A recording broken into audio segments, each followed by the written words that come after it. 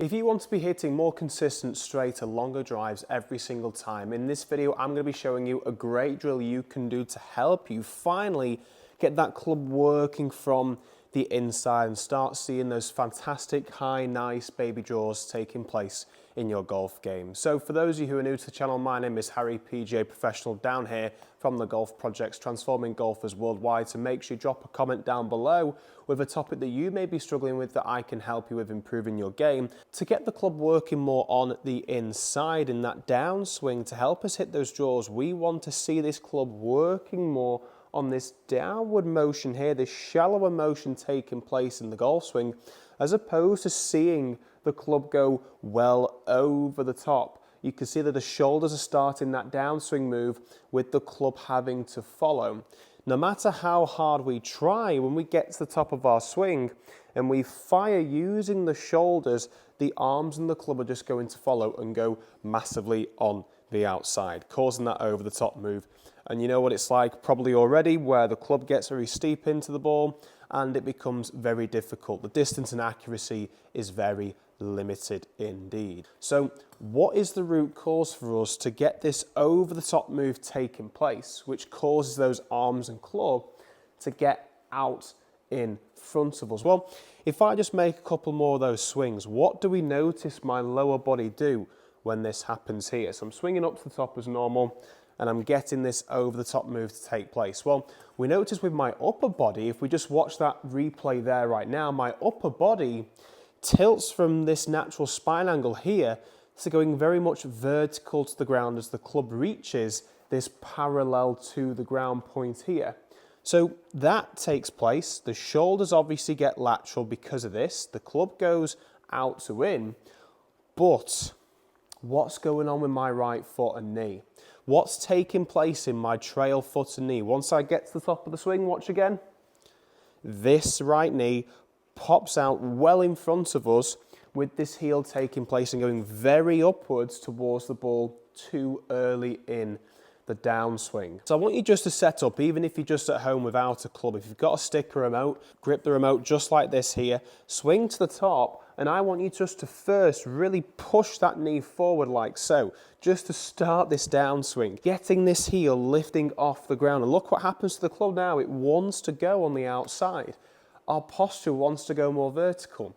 Our shoulders and upper body want to begin that downswing taking place over the top, out to win path taking place. That's what's causing those steeper attack angles and causing those spinny rightward shots taking place, or a couple of those low leftward shots when we try and recover from this. So the root cause to all this is simply what this trail leg does in the downswing. Because if I get to the top of my swing now and keep this trail leg very, very still, it's easy for me to bring the club down. As you can see, there's loads of room for me to be able to do this. So if we can control this trail leg of ours in the downswing, we're going to be able to hit much further, better golf shots, get this club more working on the inside. So a great drill for you to do this is when you take your stance and setup. I wouldn't advise hitting a few shots already doing this, but I'd advise just taking a few practice swings, nice and slow, up to the top of your swing, ensuring that you've got a great turn so we're getting the back to face towards the target as we make our way up to the top of the swing. And you can see here, I've not got my knee very locked in straight here. I've not got my trail leg very much so straight.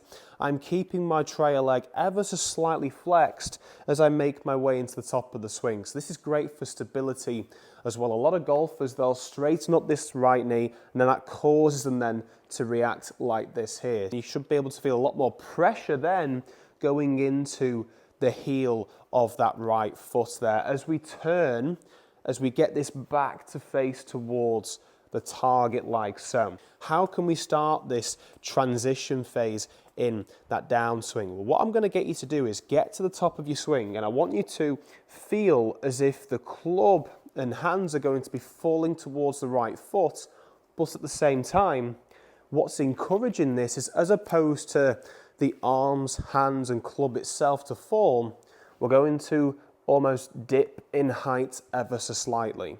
So when I say dip in height ever so slightly, we're actually encouraging slightly more knee flexion in the downswing, almost like we're sitting down into the downswing as opposed to pushing the knee out in front of us.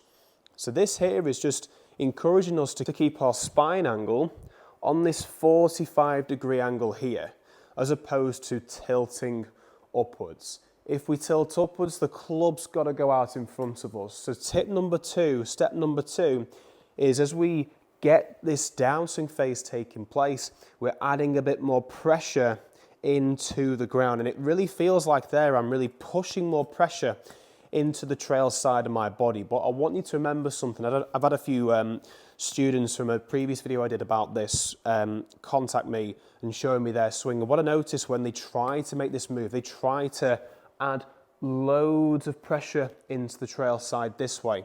And this way means we're almost leaning towards this trail side of the body, this trail foot of ours. We want to just allow this pressure to be very much so almost feeling like as soon as we get to the top, imagine that 70% on this trail side, the pressure moving from 50-50 to 70-30. I want you to keep it at 70-30. We're just adding more pressure into the ground overall. So percentage-wise, it's going to stay the same. So it's almost like you're going to go straight down towards the ground as opposed to dipping this way like this. Step number three is when we get to this phase, it's key that we keep our arms and shoulders very much so relaxed. I'm just going to take the club away just to show you this quick little move here. If I was just to set up into my posture like this here, the arms cannot be forced as soon as they get to the top of the swing. If we stay stiff, and even if we keep this pressure down and start rotating, look what the arms want to do. They want to go back to this out to in swing path or over the top move that you may be having. So we've got to get to the top of our swing very much so in this relaxed manner, so that when we get this press into the ground, now we're just allowing, once we get the press into the ground, the arms to fall towards the ball. And you can see when I get my arms to fall towards the ball this way, just like this here, hands are separated as I'm making my way up to the top of the swing, of course. I'm pressing down and I'm letting the hands fall down. It almost feels like to me that I'm letting my hands now fall down towards that right foot, as I mentioned earlier. So here, turning up to the top, adding that pressure, letting the hands fall to the ground. Taking the club and doing this, I'm going to use something called a swing plate and an alignment stick. I'm going to set this up so that I've got to feel like my driver head itself is going to swing under that stick as I make my way into the downswing. So I'm just going to set this up on a slight angle here. Hopefully you can see that from the camera angle behind me, but you should be able to see it off that one there anyway. Let's get it set up about there. That should be about right. Just making sure that stick is on the same angle as my driver or there or thereabouts. Setting up now. And the feeling is as I make my way up to the top of the swing, just like this here, I'm pressing into the ground, allowing that club to fall down like so. And you can see here, if we carried on doing this motion, that's helping us get this in to out path, getting the club working more on the inside. So I'd highly recommend getting yourself one of these swing plates and alignment stick sets, just so you have an object there to avoid when you're making your practice swings doing this. I wouldn't advise using this very close like I am to hit the golf ball, but just doing this back and forth, getting the club to the top, keeping that right knee flexed, then we're flexing down even more, adding more pressure, allowing the arms to fall underneath, is helping you then get a really good sensation of how we should be avoiding that stick to help you swing more from the inside. So before I reveal the final step to this, I'd like to give a massive shout out to GX Golf. GX Golf provide high quality golf clubs for a fraction of the price in comparison to the rest of the market. I've been using these now for over a month. This is still my first glove. Really impressed with the quality, the feel of the glove. I'm really looking forward to continue working with GX Golf to help them provide you with great golf gloves. And using my discount code below, Harry10, you can get yourself a whopping 10% off their order. And again, golf swing systems for the alignment stick and swing plate there, 5% off them, Sure 5 at the checkouts. I'll leave all the links in the description below. Step 4, final stage in this movement. If we're making our way up to the top, we're adding this pressure here, relaxing the arms, getting down under that stick there. If I carried on, I'm just going to hit the ground, aren't I? Because I'm letting the club now fall. Okay, so as I'm letting the club fall towards the ground, we've got to encourage this added pressure that we've put into both feet, especially this trail side, to be pushed back upwards as we turn and make our way through that upward swing, to hit more up on the ball with driver, as opposed to hitting the ground first, then conjuring up all sorts. So we're getting to the top of our swing, keeping that flexion in the knee, up to the top, pressing down, allowing the arms to fall under, relaxing them to fall under, then we're pushing upwards like so here. What you've got to be careful of though when making this final stage is what you probably noticed there. When I jumped upwards and pushed upwards, my spine angle extended too much vertically again. So take the club and place it across your shoulders, and all I want you to do is get to the top. Imagine that butt end of the club there is going to point towards the golf ball, pressing down, allowing the club to fall underneath. Then we're getting that driver head there, the opposite side of the club, to point where the golf ball would be.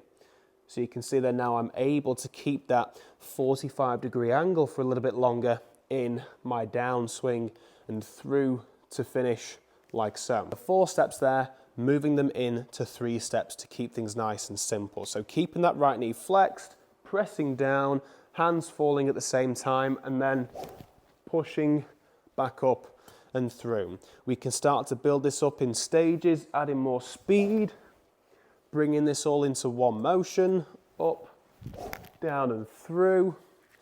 And then once we started getting used to that, we can then start hitting shots with this. So let's have a look and see what we think. First shot, let's see if I can swing my driver from the inside. Here we go. So nice draw taking place there. Started right of target, so I'm hoping that was from the inside. So as we have a look at the data there, nice centre strike, which is good to see. Club speed was decent, total distance was great as well. The club path itself on that one was 7.1 degrees from the inside. So make sure you go ahead and give this a try, and by all means reach out to me on Skillist if you'd like me to check the video, and we can discuss how we can take your game further from learning this great driver tip for your golf game. And why not subscribe so you stay tuned to all the content coming your way every Tuesday and Fridays. I'll leave the links to the training aids and the golf clubs in the description below, and be sure to check out this video over here if you're looking for more great driver tips to help you improve your driver game. Thanks for watching. We'll see you in the next video.